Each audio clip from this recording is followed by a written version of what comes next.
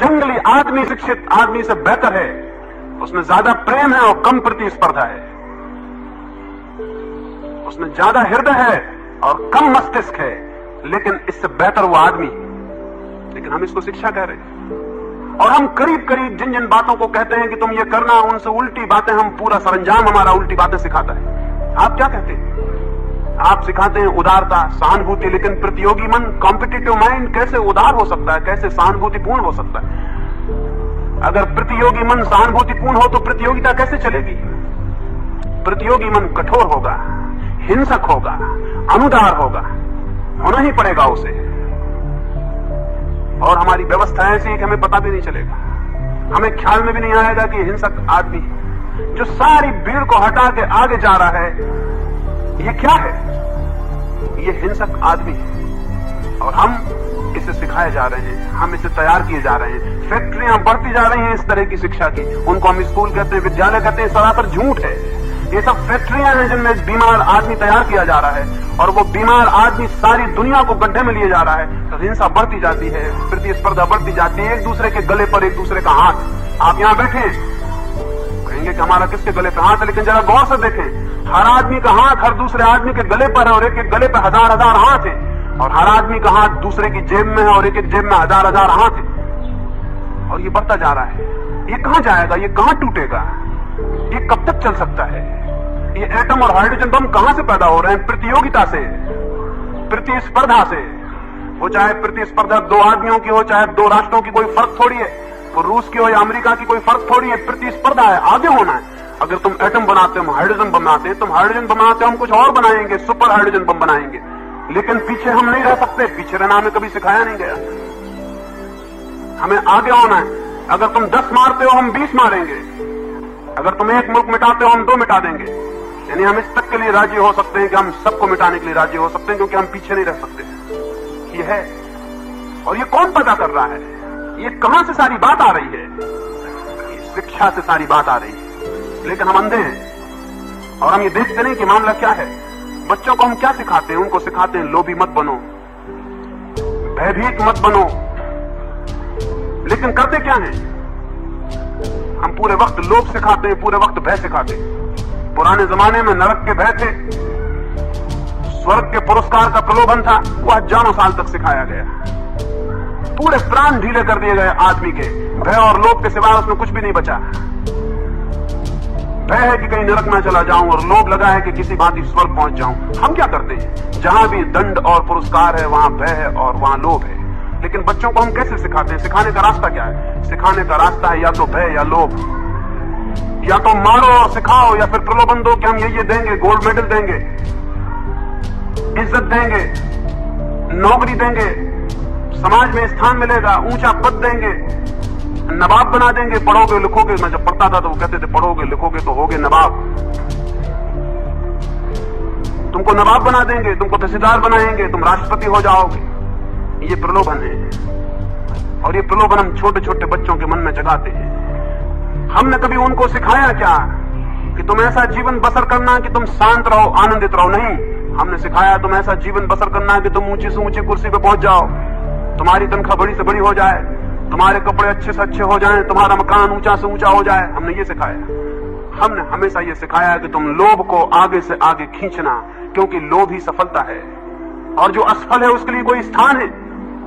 इस पूरी शिक्षा में असफल के लिए जब कोई स्थान नहीं है, असफल के प्रति कोई जगह नहीं है, और केवल सफलता की धुन और ज्वर हम पैदा करते हैं, तो फिर स्वाभाविक है कि सारी दुनिया में जो सफल होना चाहता है वो जो बन सकता है करता है, क्योंकि सफलता आखिर में सब छिपा देती है। एक आदमी किस भांति चपरासी से राष्ट्रपति बनता है, एक दफा राष्ट्रपति बन जाए तो फिर कुछ पता नहीं चलता कि वो कैसे राष्ट्रपति बना, कौन सी तिक्रम से, कौन सी शरारत से, कौन सी बेईमानी से, कौन से झूठ से, किस भांति से राष्ट्रपति बना। कोई जरूरत अब पूछने की नहीं, न दुनिया में कभी कोई पूछेगा, न पूछने का कोई सवाल उठेगा।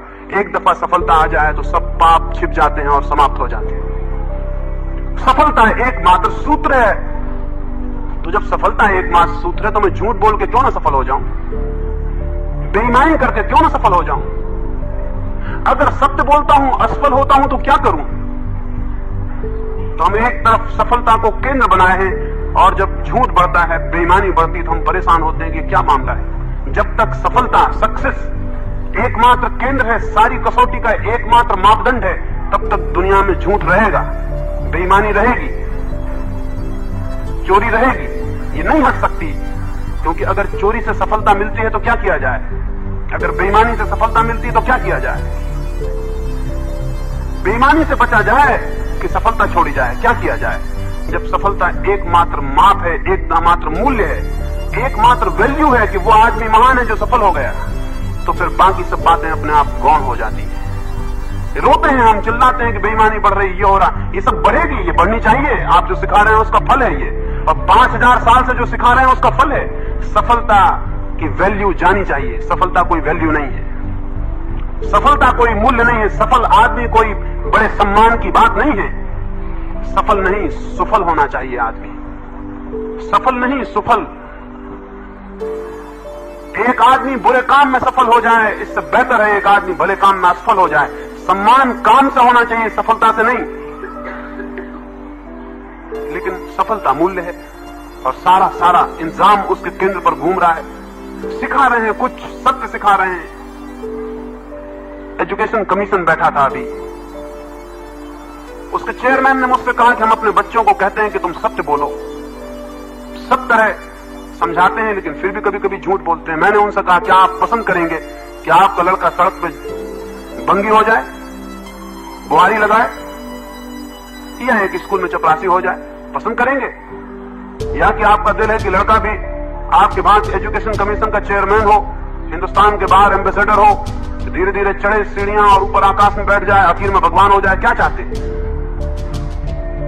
क्या आप राजी हैं इस बात के लिए कि आपका लड़का सड़क पर बुहारी लगाए तो आपको कोई तकलीफ ना हो? उन्होंने कहा कि नहीं, तकलीफ तो होगी। तो मैंने कहा, अगर तकलीफ होगी तो फिर आप लड़के से चाहते नहीं कि वो सत्य हो, ईमानदार हो। जब तक चपरासी अपमानित है और राष्ट्रपति सम्मानित है, तब तक दुनिया में ईमानदारी नहीं हो सकती। क्योंकि चपरासी कैसे बैठा रहे चपरासी की जगह पर? और जिंदगी इतनी बड़ी नहीं है कि सत्य का सहारा लिए बैठा रहे। और जब असत्य सफलता लाता हो तो कौन पागल होगा उसे छोड़ दे? और न केवल आप मानते हैं, बल्कि मामला कुछ ऐसा है कि आपने जिस भगवान को बनाया हुआ है, जिस स्वर्ग को, वो भी इन्हीं सफल लोगों को मानता है। चपरासी मरता है तो नरक ही जाने की संभावना, राष्ट्रपति कभी नरक नहीं जाते, वो सीधे स्वर्ग चले जाते हैं। वहां भी सिक्के यही लगा के रखे हुए हैं, वहां भी जो सफल है वही। तो फिर क्या होगा? सफलता का केंद्र खत्म करना होगा। अगर बच्चों से आपको प्रेम है और मनुष्य जाति के लिए आप कुछ करना चाहते हैं, तो बच्चों के लिए सफलता के केंद्र को हटाइए, सफलता के केंद्र को पैदा करिए।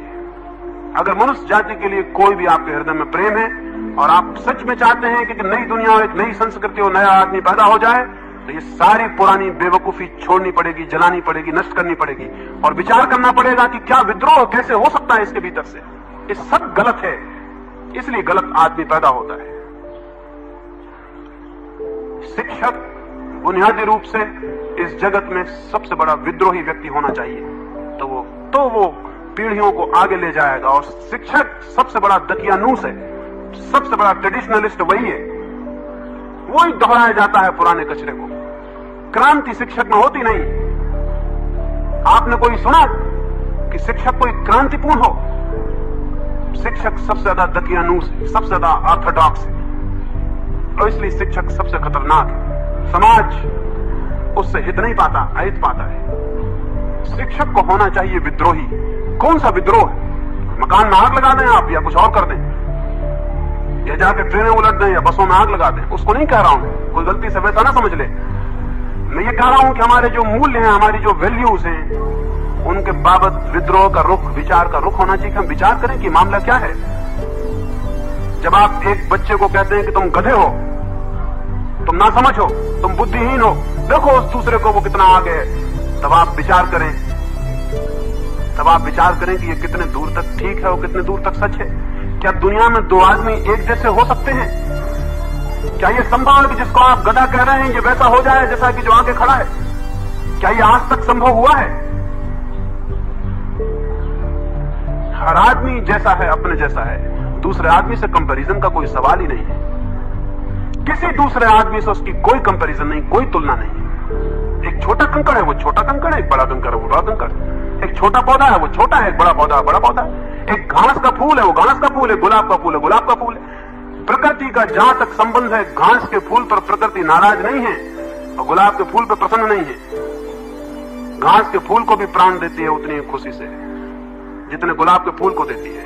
और मनुष्य को हटा दें तो घास के फूल और गुलाब के फूल में कौन छोटा है कौन बड़ा है कोई छोटा और बड़ा? घास का तिनका और बड़ा भारी चीड़ का दरख्त तो ये महान है, और ये घास का तिनका छोटा है, तो परमात्मा कबीर का घास के तिनकों को समाप्त कर देगा। चीड़ चीड़ के दरख्त रह जाते दुनिया में नहीं। लेकिन आदमी की वैल्यूज गलत है। यह आप स्मरण रखें। इस संबंध में मैं आपसे कुछ गहरी बात कहने का विचार रखता हूं, वो ये कि जब तक दुनिया में हम एक आदमी को दूसरे आदमी से कंपेयर करेंगे, तुलना करेंगे, तब तक हम एक गलत रास्ते पे चले जाएंगे। वो गलत रास्ता ये होगा कि हम हर आदमी में दूसरे आदमी जैसे बनने की इच्छा पैदा करते हैं, जबकि कोई आदमी किसी दूसरे जैसा न बना है और न बन सकता है। राम को मरे कितने दिन हो गए, क्राइस्ट को मरे कितने दिन हो गए, दूसरा क्राइस्ट क्यों नहीं बन पाता? और हजारों हजारों क्रिश्चियन कोशिश में तो 24 घंटे लगे हैं कि क्राइस्ट बन जाए, और हजारों हिंदू राम बनने की कोशिश में, हजारों जैन बुद्ध महावीर बनने की कोशिश में लगे। बनते क्यों नहीं एक आध दूसरा क्राइस्ट दूसरा महावीर पैदा क्यों नहीं होता? क्या इससे आंख नहीं खुल सकती आपकी? मैं रामलीला के रामों की बात नहीं कह रहा हूं, रामलीला में बनते हैं राम नहीं। आप समझ लें कि उनकी चर्चा कर रहा हूं, कई लोग राम बन जाते हैं। वैसे तो कई लोग बन जाते हैं। कई लोग बुद्ध जैसे कपड़े लपेट लेते हैं, बुद्ध बन जाते हैं। कोई महावीर जैसा कपड़ा लपेट लेता है या नंगा हो जाता महावीर बन जाता है। उनकी बात नहीं कर रहा, वो सब रामलीला के राम, उनको छोड़ दें। लेकिन राम कोई दूसरा पैदा होता। यह आपको जिंदगी में भी पता चलता है कि ठीक एक आदमी जैसा दूसरा आदमी कहीं हो सकता है। एक कंकड़ जैसा दूसरा कंकड़ भी पूरी पृथ्वी पर खोजना कठिन है। एक जड़ कंकड़ जैसा। यहां हर चीज यूनिक है, हर चीज अद्वितीय है। और जब तक हम प्रत्येक की अद्वितीय प्रतिभा को सम्मान नहीं देंगे, तब तक दुनिया में प्रतियोगिता रहेगी, प्रतिस्पर्धा रहेगी, तब तक दुनिया में मारकाट रहेगी, तब तक दुनिया में हिंसा रहेगी, तब तक दुनिया में सब बेईमानी के उपाय करके आदमी आगे होना चाहेगा, दूसरे जैसा होना चाहेगा। और जब हर आदमी दूसरे जैसा होना चाहता है तो क्या फल होता है? फल यह होता है, अगर एक बगीचे में सब फूलों का दिमाग फिर जाए, या बड़े बड़े आदर्शवादी नेता वहां पहुंच जाएं, या बड़े बड़े शिक्षक वहां पहुंच जाएं और उनको समझाएं कि देखो चमेली का फूल चंपा जैसा हो जाए, चमेली का फूल चंपा जैसा, चंपा का फूल जूही जैसा, क्योंकि देखो जूही कितनी सुंदर है। और सब फूलों को अगर पागलपन आ जाए, हालांकि आ नहीं सकता क्योंकि आदमी से पागल फूल नहीं है। आदमी से ज्यादा जड़ता उनमें नहीं है कि वो चक्कर में पड़ जाए शिक्षकों के, उपदेशकों के, सन्यासियों के, साधुओं के, आदर्शवादियों के चक्कर में कोई फूल न पड़ेगा। लेकिन फिर भी समझ लें, कल्पना कर लें कि कोई आदमी पहुंच जाए और समझाया उनको और उनको ये चक्कर आ जाए और चमेली का फूल चंपा का फूल होने लगे, तो क्या होगा उस बगिया में? उस बगिया में फूल फिर पैदा ना होंगे, उस बगिया में फिर फूल पैदा नहीं हो सकते, उस बगिया में फिर पौधे मुरझा जाएंगे, मर जाएंगे। क्यों? क्योंकि चंपा लाख उपाय करे तो चमेली नहीं हो सकती। वो उसके स्वभाव में नहीं, वो उसके व्यक्तित्व में नहीं, वो उसकी प्रकृति में नहीं। चमेली तो वो चंपा हो ही नहीं सकती। लेकिन क्या होगा? चमेली होने की कोशिश में वो चंपा भी नहीं हो पाएगी। वो जो हो सकती थी उससे भी वंचित रह जाएगी। मनुष्य के साथ ये दुर्भाग्य हुआ है। ये सबसे बड़ा दुर्भाग्य, अभिशाप है जो मनुष्य के साथ हुआ है कि हर आदमी किसी और जैसा होना चाह रहा है। और कौन सिखा रहा है ये षड्यंत्र कौन कर रहा है? ये हजार हजार साल से शिक्षा कर रही है। वो कह रही राम जैसे बनो, बुद्ध जैसे बनो, या अगर पुरानी तस्वीरें जरा फीकी पड़ गई तो गांधी जैसे बनो, विनोबा जैसे बनो, किसी न किसी जैसे बनो। लेकिन अपने जैसे बनने की भूल कभी मत करना। किसी जैसे बनना, किसी दूसरे जैसे बनो, क्योंकि तुम तो बेकार पैदा हुए। असली में तो गांधी मतलब से पैदा हुए। तुम्हारा तो बिल्कुल बेकार है। भगवान ने भूल की जो आपको पैदा किया। तो अगर भगवान समझदार होता, राम और गांधी और बुद्ध ऐसे कुछ 10-15 आदमी के टाइप पैदा कर देता दुनिया में। या अगर बहुत ही समझदार होता, जैसा कि सभी धर्मों के लोग बहुत समझदार हैं, तो एक ही तरह का टाइप पैदा कर देता। फिर क्या होता? अगर दुनिया में समझ लें कि 3 अरब राम ही राम हो, कितनी देर दुनिया चलेगी? 15 मिनट में सुसाइड हो जाएगा, टोटल यूनिवर्सल सुसाइड हो जाएगा। सारी दुनिया आत्मघात कर लेगी। इतनी बोर्डम पैदा होगी राम ही राम को देखने से, सब मर जाएगा एकदम। कभी सोचा सारी दुनिया में गुलाब ही गुलाब के फूल हो जाएं, सब पौधे गुलाब के फूल पैदा करने लगे, क्या होगा? फूल देखने लायक भी न रह जाएंगे, उनकी तरफ आंख करने की भी जरूरत न रह जाएगी। नहीं, ये व्यर्थ नहीं है कि प्रत्येक व्यक्ति का अपना व्यक्तित्व है। ये गौरवशाली बात है कि आप किसी दूसरे जैसे नहीं हैं। और ये कंपैरिजन की कोई ऊंचा है और आप नीचे हो, नासमझी का है, कोई ऊंचा और नीचा नहीं है। प्रत्येक व्यक्ति अपनी जगह है और प्रत्येक व्यक्ति दूसरा अपनी जगह है। नीचे ऊंचे की बात गलत है, सब तरह का वैल्यूएशन गलत है।